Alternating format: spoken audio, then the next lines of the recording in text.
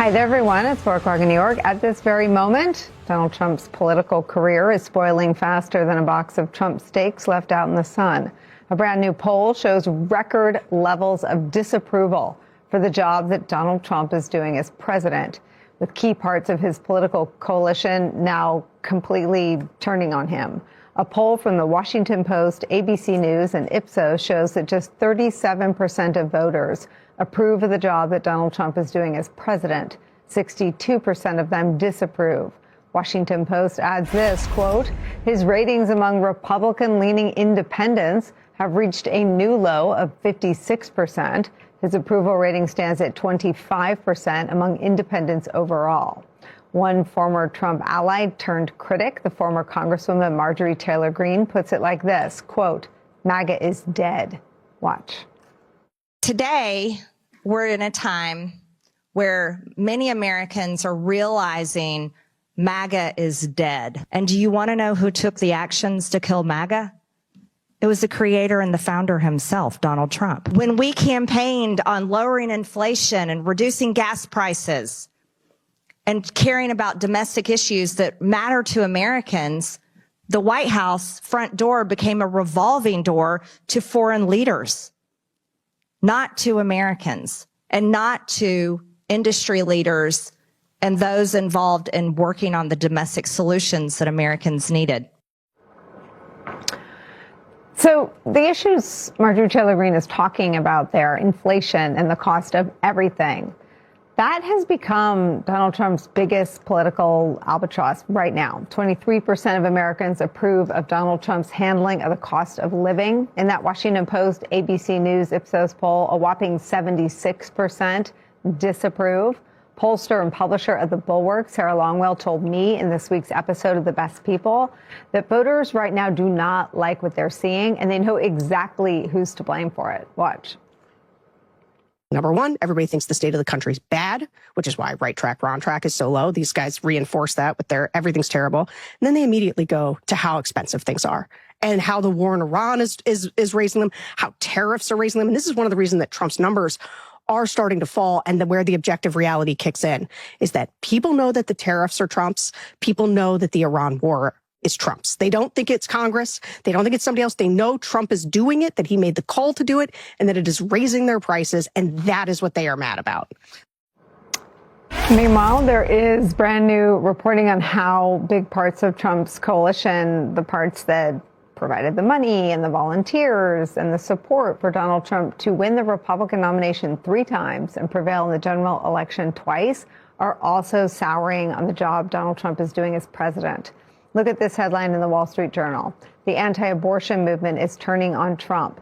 From that reporting, quote, abortions are up in the years after the overturning of Roe, and the anti-abortion lobby has a new locus for blame. Trump is the problem, they say. The president is the problem. That's Marjorie Dannenfelser. She's the influential president of the Susan B. Anthony Pro-Life America. Big source of their frustration is the fact that the Trump administration is allowing abortion pills to be shipped by mail. But they're not the only special interest or activist group that is mad at Donald Trump right now. Politico reports this, quote, leaders in RFK Jr.'s Make America Healthy Again movement are outraged over Donald Trump's Surgeon General nominee switch since Trump announced Thursday that Nicole Saphier, a radiologist and former Fox News medical contributor, will replace Casey Means, a close ally of the health secretary, as Donald Trump's pick for the nation's top doctor. They've rushed to social media to share why they believe Trump's decision is short-sighted. Growing signs of discontent and Donald Trump's political base turning on him bigly is where we start today. Democratic pollster and political analyst Cornell Belcher is back with us. Also joining us, political analyst, former Senator Claire McCaskill is back, and back with me at the table for the hour, senior political analyst, contributing host on Pod Save America, the host of the podcast Runaway Country, Alex Wagner's here. Cornell, I'll let you jump in on the polling. Sarah Longwell's theory of the case is that there is a Bush line, that George W. Bush left office at 32%. And it's sort of a point at which you are basically absent any and all political juice Donald Trump is at 32% in some polls. I think ABC has him at 33. There are a couple of very reputable polls that have him at 33. This 37 is the lowest number he's registered in the ABC WashPo poll. Yeah, no, and that number in all the polling, I'm saying it's closer to 33 than 37. And look, Nicole, you've got to go back to George W. The Daddy Bush decades to see polling numbers that have collapsed like this, right? On every measure, the president is underwater, and on the broader brand pillars of the Republican Party having to do with the economy and even immigration, the president's now underwater. And particularly underwater, you talked a little bit about this with independent voters, even with independent voters who lean Republican. He's completely collapsed into the 30s with independent voters. Now, why does this matter? This matters because of the elections. And if you look at way independent voters are breaking, like, you had the governor, New Jersey's governor, Nikki Sherrill, on your podcast recently, and I think she's fantastic. But she won independent voters by double digits by 13 points. Spanberger won independent voters in Virginia by 19 points. Everyone on this broadcast know it's really hard to be competitive, especially in these swing districts, if you're losing independents by double digits. The other interesting number, really quickly, Nicole, I thought was fascinating in that Washington Post data, was he's now underwater on the economy. Majority of non-college white voters are now disapproving of his job on the economy. Why, again, is that important? He carried those voters by better than 30 points in the last election. So if they're turning on him, it becomes really problematic. The whole coalition begins to collapse. I have this theory, and this may put me in the minority, but I think some of the talk on the MAGA side about rigging the election is in some ways this psychological bulwark against the size of the losses, because you can gerrymander it into the shape of your favorite zoo animal. You can make a map look like a giraffe and you still can't win. You know what I mean? There's no gerrymander if you're Trump MAGA and you're losing non-college educated white voters by 20, 30 points. Or independent voters by 15 or 20 points. One last quick thing on this, Nicole, is you opened with Marjorie Taylor Greene saying a MAGA is dead. I got a feeling that all of us are going to be talking about the rebirth of MAGA in the next 2 years, led by Marjorie Taylor Greene. Yeah, I sort of have this image that Marjorie Taylor Greene and Tucker are helping to kill it, right, so that they can be like the ones with the things on it. But as you said, I feel like we will all reconvene to cover that in many news cycles. Claire McCaskill, I feel like you're the foremost expert on the importance of what's happening in these poll numbers. Just tell me how you read these and what your warnings are for Republicans. Well, all you have to do, Peter Baker had a great tweet today where he went back and did the history of presidential approvals and losses in midterms. And presidents that had a 51% disapproval, 51% approval still lost 30, 40 seats. Bush, who was about where Trump is now, I think you'll painfully remember he lost 30 in the midterm when his numbers were so low. But what Sarah said is really important. And one of the things that happens with voters, especially voters who are not dialed in to politics 24/7 like we are, they get their information about, well, whose fault is it? Whose fault is it? And it's not clear always whose fault it is. Is it state government? Is it local government? Is it federal government? Is it the Republicans? Is it the Democrats? On this, it's very obvious. Gas prices are Trump's. And there's nothing bigger than gas prices, ever. With those independent voters, with those white, non-college educated, with the areas of the electorate that Trump has to win, even if he just wins it by a small margin. You can't get away from it. And what's really interesting about the gas prices is nobody's trying to lie about it. They're basically saying we're just going to have to suffer for a while. It's worth it to go after Iran. Well, it's not to the folks that are driving those big pickups in Missouri. It's not worth it to them. They don't even understand why we're really there. They don't even get what the deal is. And so they're pulling up and they're spending over $100 to fill their tank. And they do not understand why we had to go to war with Iran. So she's absolutely right. Trump owns proudly the tariffs. He's the only one. And tariffs is his favorite word. And the war in Iran, he owns them. He's going to own them all the way to November. And by the way, the presidential nominee for the Republican Party who tries to carry the MAGA flag, they're going to own them. The other problem they have is new. It's all become, as you know, I've said this for years now, like it makes my brain hurt. Covering Trump has made me dumber.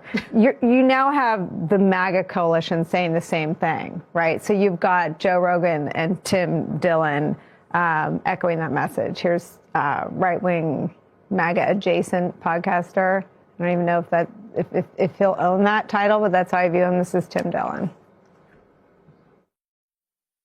This is not a good show. That's the biggest problem here for DT.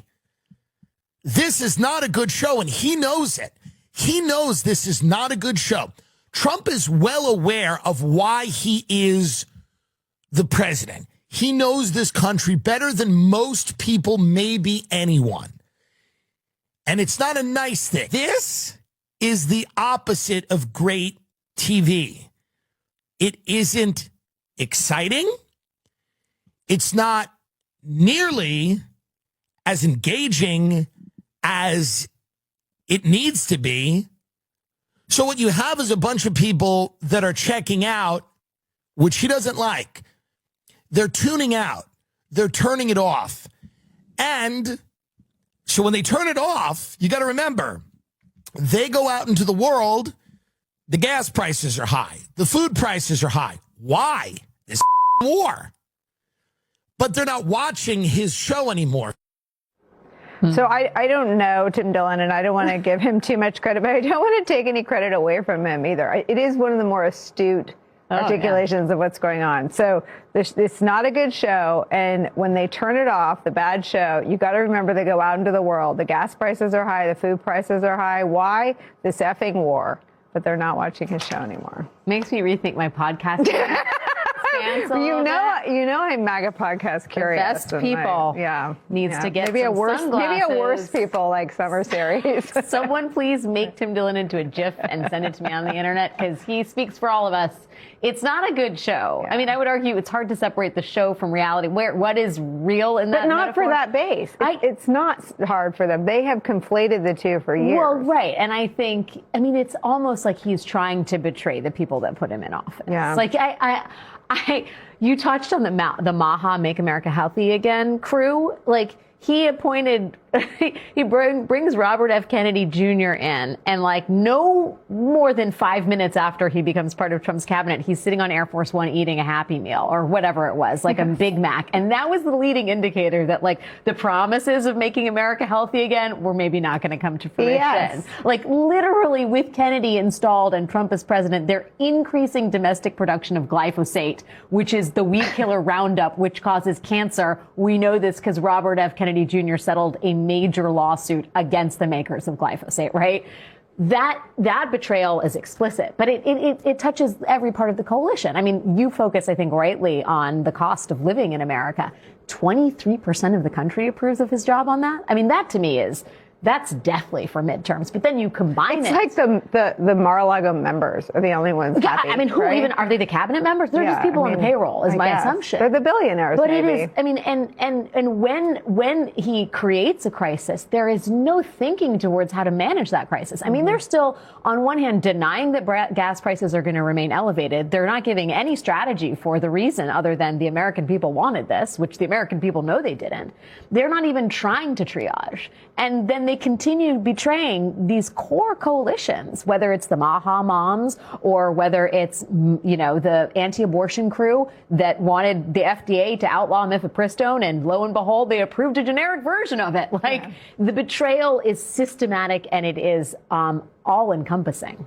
You know, I wonder though, because I remember being with Claire specifically and talking about how he's in his, and I always felt like I was insulting Elvis, but like in a fat Elvis impersonator phase. Sure. And then he won again. And so I wonder if the fact that fat Elvis was still filling seats in Vegas. Well, that's true too. But I wonder if like the fact that he's so impotent as a show, in the words of Tim Dillon, coupled with the fact that it's all a lie and they can't deny it anymore. Like, I wonder if he's humiliated his base enough for the base to say he's making a horse's ass out of us. Yeah, it's literally the upside down world, right? Right. Like, it's very hard to find the reason why you stand by this person, except for your own ego. And once, I can say this because my mother is a Buddhist, but once you let go of the ego, it is very freeing, which is why you see people like Marjorie Taylor Greene, who's suddenly the oracle at Delphi, right? Speaking truth to the American public. And it's like, where were you? But she gave up. She gave up, basically. Right. She let it go. She let it go. Right. And you see what happens. Truth serum. Let me play a little bit, because I think we'll spend a lot of time trying to understand the role of the Epstein betrayal, but I think it'll be the key through which they unlocked the fact that everything Trump says is a lie. This is more Marjorie Taylor Greene. When we started talking about releasing the Epstein files, I'm like, this is a no-brainer.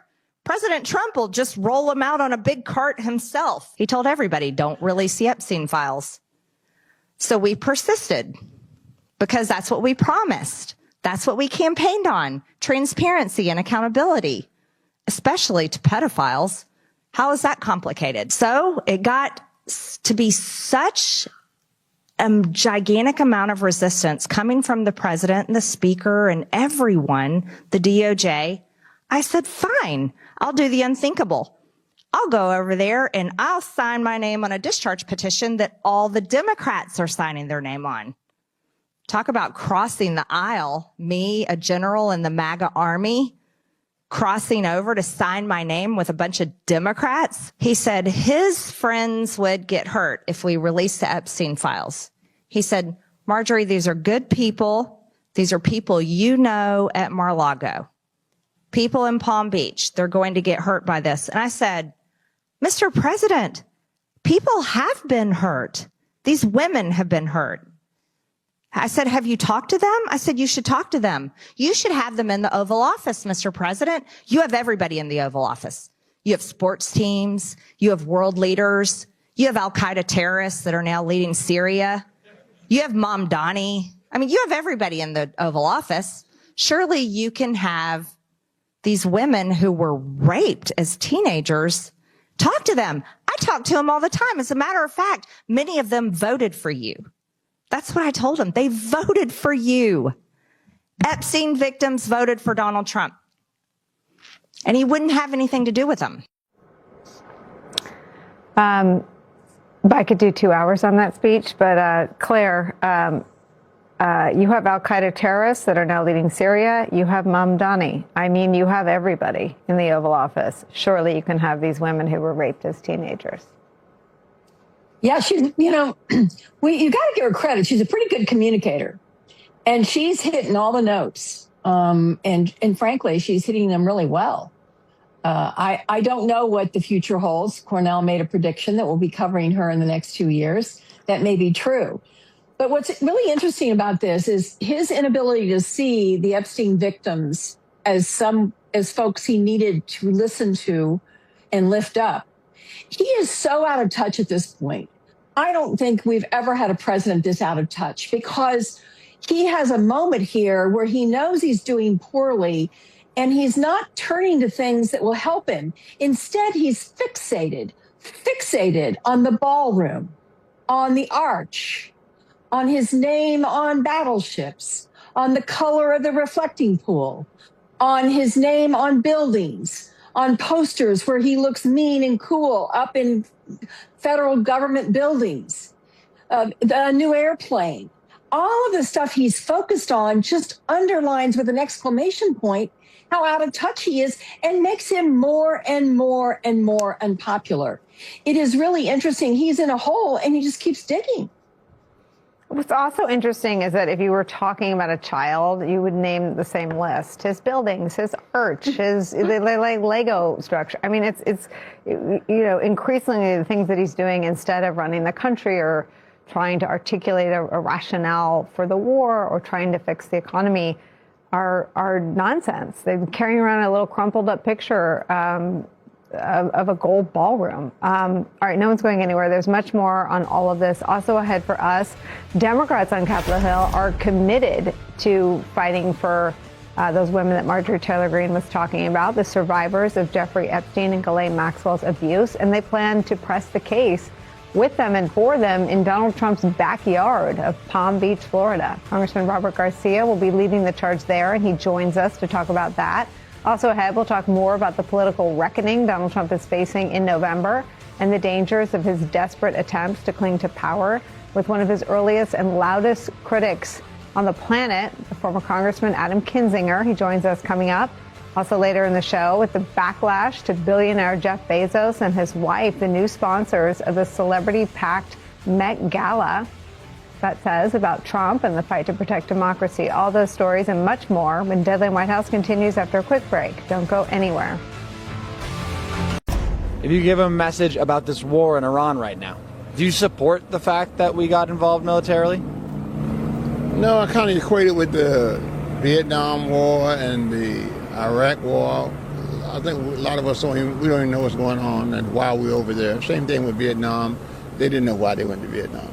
None of this stuff was discussed. It didn't go to Congress. It wasn't discussed. It wasn't debated, nothing. It's just like, bam, let's go have war. Cornell, today gas is $4.45 a gallon. It was $4.11 a gallon. A week ago, a year ago, it was $3.16 a gallon. The Tuesday night before the war that started Friday night, gas prices were the one economic indicator that Donald Trump touted in his State of the Union address. This was not the plan, and voters know it. I mean, to me, the power of the coalition now finding it commercially urgent to distance themselves from Donald Trump, that's all direct to their listener or their viewer. And their listener and their viewer is not buying the things Donald Trump is selling. Well, it's hard to buy it because you walk into a grocery store every day, or you walk in, or you got to go pull up to the gas pump every day. And look, Nicole, I think this war is going to be a bigger deal than we are giving it at the current moment. Look, I've watched the last war, how its dynamics toppled things in both parties last time around. And I think, and this war is even more unpopular than that war was, and it got there a lot quicker. And when you look at not just middle America, but even look at how Republicans, even they're soft on this war, I would not be at all surprised that that this war, along with the economy, is a really sort of combined top of issue angst for a lot of Americans. Americans generally just are not for war, and if and the price they're paying for this war brings it home even quicker. I will say this though about the gas prices. Look, Americans were pretty upset about the way the economy was going even before the gas prices went up in the economy. This just accelerates it, and even if the war ended tomorrow, the economy wouldn't be better in this regard. And what most economists would tell us is it'll take 4 or 5 months at best for the shipping lanes to open up and all these and the gas prices even begin to think about coming down. So this is a long-term problem, and it's attached to the war for the Republicans. I feel like you're being a little diplomatic with me. Let me just say, I worked for the guy that started those two wars, and we'll leave him out of it. Every single time the voters rendered a judgment, it was awful. The voters hated the war. And do you know which voters seem to have hated it the most? The 2015-16 Republican primary voters. When they quickly got rid of Marco Rubio, Chris Christie, Jeb Bush, and there were 13 others. I can't even remember who they were because of their positions on the war. Exactly. That's my point. Yes. The entire reason Donald Trump becomes the nominee in 2016 is because of all the things. I mean, he was sort of I don't know that his views on tariffs were fully formed. They certainly weren't fully articulated. His views on no more forever wars, fully formed, fully articulated, and sold hook, line, and sinker to the Republican base in 2016. That's the political betrayal that and the good right luck is. Marco Rubio and JD Vance as they try to dance around this. And again, I'm getting awfully bullish on Marjorie Taylor Greene, Nicole. Yeah, look, I mean, Claire, this is something that a lot of politicians do, which is either misreading their mandate or misunderstanding it. Trump shows a lot of signs of advanced age and lack of sleep, so maybe he forgets how he became the nominee in 2016. I don't know what explains it, but he isn't the nominee in 2016 without his position of being against the wars in Iraq and Afghanistan.